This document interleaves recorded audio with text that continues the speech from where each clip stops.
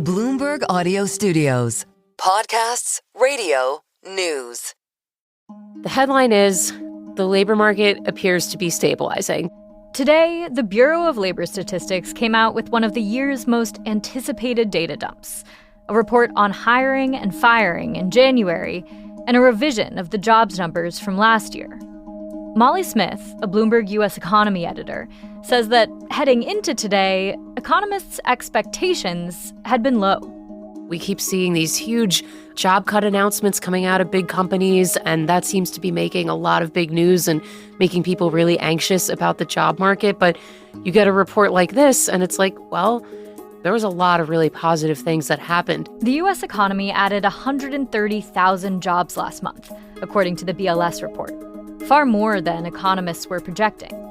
And the unemployment rate actually dropped to 4.3%. The takeaway? The 2026 labor market could be stronger than we thought. To see the way that the January numbers came in, not just the beat in hiring, but also the drop in the unemployment rate, which was not expected, really just showed that the labor market seems to be gaining its footing. But Molly says the other takeaway is that the labor market of 2025 was weaker than originally reported.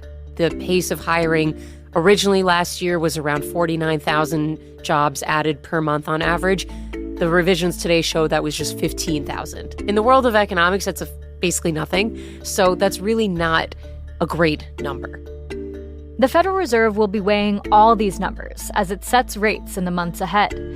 And Molly says the odds are now looking better that it will stay the course. For the Fed, this means that they're fairly justified in holding interest rates right now. You know, there really is no rush to cut interest rates when you have an economy, a job market that seems to be steadying the way that it is. And it looked like, in hindsight, that the cuts that they already made were fairly well timed.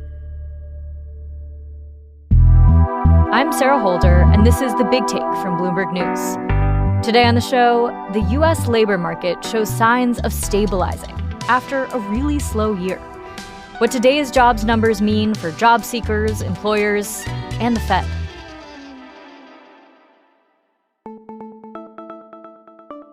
So let's talk about what the report revealed about the state of the labor market right now. Those January numbers. Where are the bright spots and where are there areas of concern in the January jobs report? So I guess you could call this a bright spot, but also an area of concern was that healthcare continues to dominate hiring. It actually had the most amount of jobs added since 2020. And healthcare dominated hiring last year, too, really was the majority of all job growth. Ideally, you'd want to see more breadth of hiring and seeing this across more industries.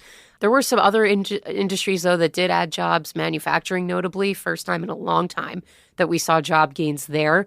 We saw federal government continue to cut jobs, not really surprising. That's more or less the industry breakdown. Looking to some other positive aspects, we also get another survey in the jobs report that is a survey of households that showed that more people voluntarily quit their jobs, which usually is a sign that you feel pretty confident in your ability to find a new one.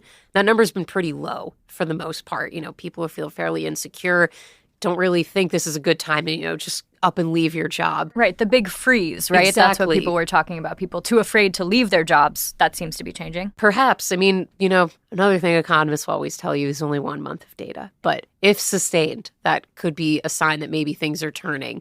You saw far less people reported that they're working part-time for economic reasons. So that's something that had been climbing. Also a sign, of some financial distress. So that was positive to see that fall. Mm-hmm.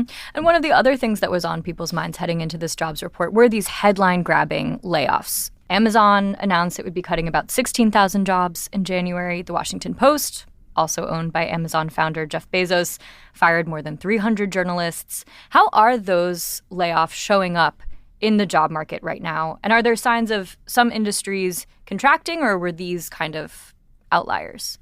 It's hard to reconcile the two because you see these announcements of layoffs from these big companies. You mentioned Amazon, UPS was another, and they haven't really translated into actual layoffs in the aggregate for the most part. One thing to note is that announcements are simply announcements. They're not necessarily meaning that people are going to be fired right then and there. Of course, at the Post, they unfortunately were. But in a lot of these other companies, that can be spread out for months, when those actual layoffs might happen. So even though we have had a lot of these announcements, they haven't in the data shown up as far as actual layoffs will go. Yeah, that's really helpful. So those kinds of announcements could show up in, a March report or a April report. Or they might not show up at all. Maybe it was an announcement that was, at one point in January. Who knows? Maybe things changed and they weren't actually enacted. When you look back over decades, job creation has often been tied to a growing economy, right? Is the dynamic any different now, given the growth of AI, worries that AI is coming for Americans' jobs? Should these numbers be viewed through a different lens at all? I mean, obviously, we had a great report today, but I think in general, it's absolutely fair to say that, the labor market has absolutely slowed down from, those post-pandemic peaks, and that we have seen one that has been gradually cooling now for a number of years. Today's does not change that. And it's difficult to then reconcile that with what has been really strong GDP numbers, that you see an economy that is expanding at some of the fastest paces in years, yet the labor market has been fairly slow. The reason why you can look at those things is because the way that GDP is actually calculated has nothing to do with the job market, which is also why it's a difficult way to measure the U.S. economy. So the economy has been growing as fast as it is in the last few quarters, largely because of a reversal in trade policy. That there had been such a huge rush at the beginning of 2025 to import as much as companies could ahead of those expected tariffs that did come in April. And the way that GDP is calculated, that would then add to growth when you don't have import activity as strong, all else equal. So that's been a lot of what's been keeping GDP so elevated. And that's why it's hard to then look at the job market next to that and see how the two compare. Mm-hmm. Well, I also want to look closer at some of the revisions. Annual revisions are released every January. The report we got today showed that last year's job market was weaker than originally reported. How much weaker, and how do we know? So this is where it gets it's just so many layers to this. There's a few different kinds of revisions that BLS carries out. There's one that was the main headline revision. We call it the benchmark revision. And that has to do with basically incorporating a more accurate but less timely employment series that is based on actual unemployment insurance records. So it just has a bit of a lag. It's a quarterly series. So that one updated payrolls through March of 2025. And then there's another set of revisions that updates how BLS accounts for businesses that open and close, the net number between those two that impacts the rest of 2025, as well as, a model that then influences payrolls beyond that. And then there's also an adjustment of how BLS factors for seasonal adjustment factors. So all of those things combined, it's a lot going on. I think the easiest way to think about this is that over the course of 2025, the average pace of monthly job growth was now 15,000 versus initially reported 49,000. That essentially incorporates all of the revisions together, and I think that's the easiest way to think about it. How does that stack up historically? How should we think about that number? How low is that? It's low. That's essentially the same as there really was no hiring. That's what we would call anemic, undynamic, barely chugging along. There was not really a whole lot happening. Molly, you've walked us through all the different kinds of revisions that we're looking at in conversation right now. Can you remind us why these revisions happen every year? What new information does the BLS incorporate in this data? Right. So the big one is what I had referred to as that series that is more accurate but less timely. It's called the Quarterly Census of Employment and Wages, QCEW for short. And that is really what a lot of people would say is probably one of the more accurate series of employment that we get. This is just how statistics work, and that if you want to balance speed and accuracy, you have to accept that as you get more data, that numbers are going to be different. And that's just a trade-off that you have to be comfortable with. You want to see the first Friday of the following month what the jobs number was. People don't have the patience to wait longer for when more data will come in. So if you're going to demand that kind of speed, you have to then accept that as more data comes in subsequent months, quarters, even years, that the numbers are going to be revised. And in time, that does make the numbers more accurate. Mm-hmm. I mean, that speaks to something else that's significant about this report is that the data is backward-looking at this point. So what does it mean for how we should be viewing the labor market today? That there was, barely chugging along job growth in 2025. What does that mean for 2026? Well, it sets the bar a little low for where we're starting from. That's for sure. But if you look at, say that now the average pace of monthly job growth in 2025 was 15,000, compared to today's number was 130,000.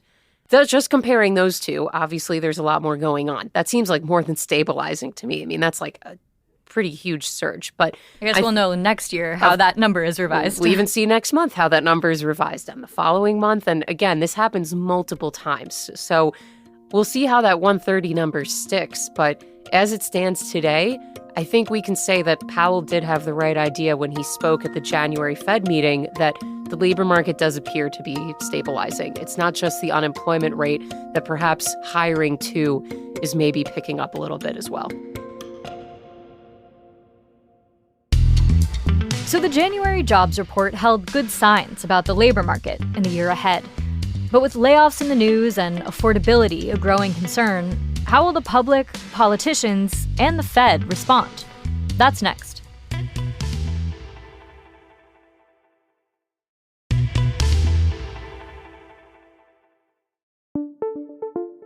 This month's sunny jobs report doesn't address Americans' persistent concerns about inflation and affordability. And it's not likely to diminish the sense of a vibe session, the idea that many people feel like the economy isn't working for them, regardless of what the economic data show. So I asked Bloomberg U.S. economy editor Molly Smith how she reconciles the strong January jobs numbers with people's current perceptions of the labor market. This is what's been really challenging about squaring survey data with what we call hard data, and that the surveys are consistently far more negative than what the actual numbers show. There is a survey that the government conducts that it's a hypothetical. It asks if you had to pay for an emergency $400 expense, could you do it? And that's something that people have tracked for a long time, and how that share has declined by and large for a while. But there was another survey provider who actually asked people, did you have an expense and were you able to pay it? Not do you think you can, but were you able to? What actually happened? And by and large, people were able to pay it. So I think some of that just goes to show that people maybe are more resilient than they report to be and will find a way. There's the other survey that I always look at is how likely do you think it would be to find another job if you were fired tomorrow? Right. And that number, when it's low, feels really anxiety-inducing about the state of the economy. But as you said, you need to kind of match that with the actual odds of finding another job or people's actual success rates in finding a job. Right. Did you actually quit your job and try to find another one? Or that's just your case sitting here employed today if you took a guess if you were in that situation. And I think that's where you see a huge divergence in some of these numbers. That's also why the economy as a whole is also still doing really well. That we look at these sentiment surveys, particularly for what it means for consumer spending, which you would think based on these surveys that people aren't spending any money at all.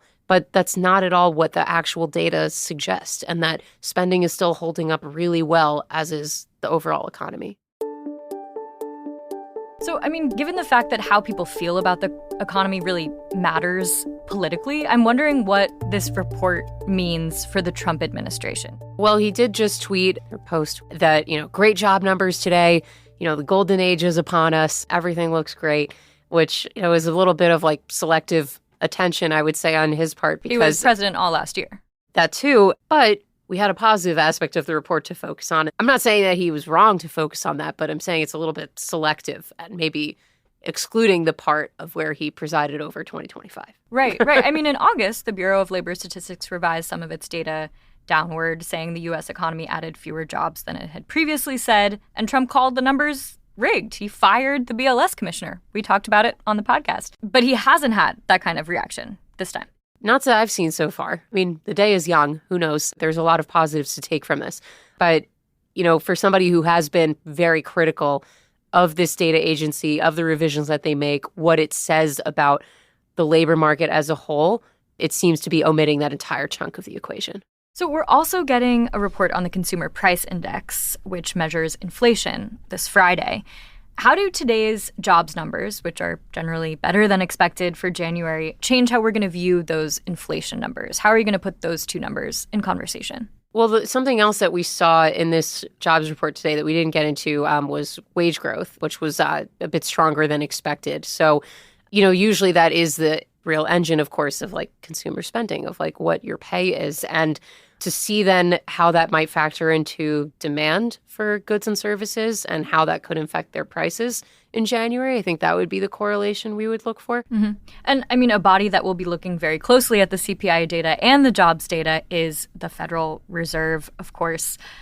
What does this jobs report mean for the chances that they cut rates in the next meeting? Oh, that was already about zero. To say like a cut for March, that wasn't going to happen. Coming into this report, the expectation was more around June for the cut to happen at that meeting. But after today, basically that shows that, again, that like what Powell's been saying, that like, policy is well positioned right now. We feel like we're in a good place. We can adjust if needed, and that there is no urgency to cut. All of that very much validated today. You see that the way Trump reacted to the numbers, saying that, we had such great job numbers, we should be paying among the lowest interest rates in the world. It's a little bit more complicated than that. That, if you're seeing the job market grow the way it is, you wouldn't think you would need lower interest rates to support it. And that's how the Fed is looking at this. Mm-hmm. In May, we could see a new Fed chair. Kevin Warsh is Trump's pick for the job. Has Warsh responded to these numbers at all? How might this change his thinking? I think it's going to make things very complicated for him. That, again, there's a lot of time between now and May. He also has to be confirmed first. But basically, he took this job with the understanding that the president wants him to cut interest rates. Obviously, it's not just his decision. There's a whole body of policymakers. But certainly, the chair tries to rally a consensus and speaks for the entire central bank. So Trump did say that the understanding of Warsh taking this job is that he's going to cut rates. And of course, Warsh knows that too. The whole country knows that. The whole world knows that this is what Trump wants. The numbers make that, again, as we sit here today, a bit more complicated. This doesn't look like an economy right now that is calling for any immediate cut to interest rates.